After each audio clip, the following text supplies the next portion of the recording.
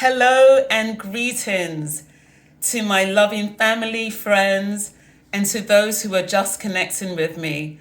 My name is Annette Olivia Brown, and I am very happy to be celebrating the first anniversary of Encounters and Reflections 2, the second book that the Lord inspired me to write. And so in celebration, I'd like to read a few paragraphs from the introduction and then one of the reflections. The title of the introduction is It Is Written.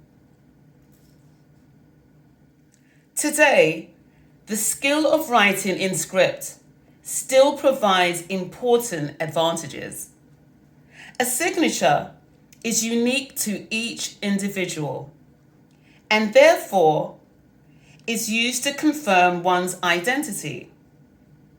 In addition, a signature is often used to authorize the desires and actions made by a specific individual. There may be many similar signatures. However, each signature, like a fingerprint, is distinctly unique. During God's interaction with Moses on Mount Sinai, the Lord's commandment, in a distinctly unique way, through the process of writing, the Lord communicated. It was there, in the midst of the most incredible exchange, that the Lord presented his commands. The words were not written by man, but by the distinct hand of God. Our Creator superseded man's natural state of being, encountered Moses, and created a written, concrete, and visible product. I'm now going to read the reflection, The Park Bench. This is the illustration included with the reflection. Sitting on the park bench was my way of making an intentional time to pause, rest, and reflect. Empty park benches are aesthetically pleasing. The image beckons us to think about many things. Like a tree, a bench is privy to many activities in its vicinity. Past, current, and future events. Also, specific challenges come to mind, such as loss, lack of engagement, or emptiness. In contrast, invitation, possibilities, and continuity are also embodied by stoic park benches. Lack of engagement or activity was not the case in the park today. A concrete path surrounded an oval-shaped lake. The lake activity would often draw spectators in. However, today, the perimeter encompassed the activity. I marched over to an empty bench on the opposite side of the lake. The bench was positioned directly in the sunlight, and the shade was minimal there. 3 bicyclists pedaled along the path toward me and then quickly disappeared into the distance. Soon after, a father and his 3 children rode slowly toward me, deeply immersed in conversation. The father appeared to be instructing the children in the task of riding their bikes.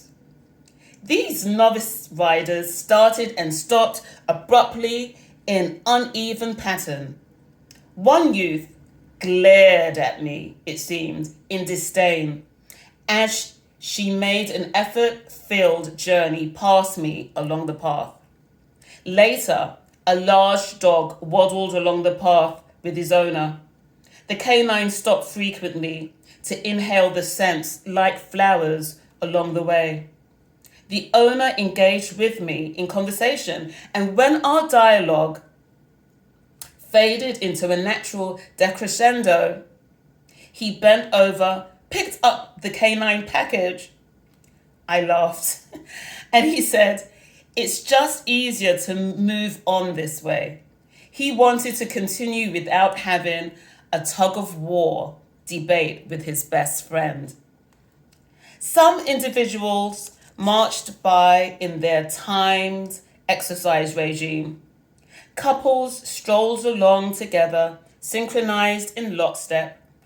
Family groups sailed along on bikes, young people on their skateboards, and others just strolled by in a "I'm not in a rush" type of relaxed stance. All were moving in the same direction. All were on the same path. Their goal to travel around the path was the same, yet their methods and mindsets were different. We are all journeying along the path of life. We have a continuous flow of energy and mind that decides how one will move along. Like the sun beating on my face, the Son of God is always available in our lives. The Lord stimulates and energizes us and shines light on the path that we all travel on. We need to see the path we travel on clearly. How we travel on the path, the choices that we make will influence the quality of our journey and the final destination. Path, a way or track laid down for walking or made by continual treading. The course or direction in which a person or thing is moving. A course of action or conduct.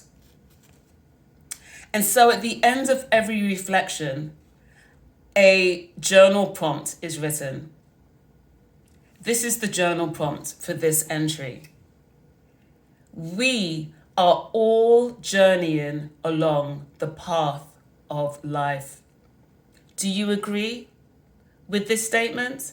Explain why or why not. I pray that this gives you something to ponder and meditate on. And I do hope you enjoyed one of the reflections from the book.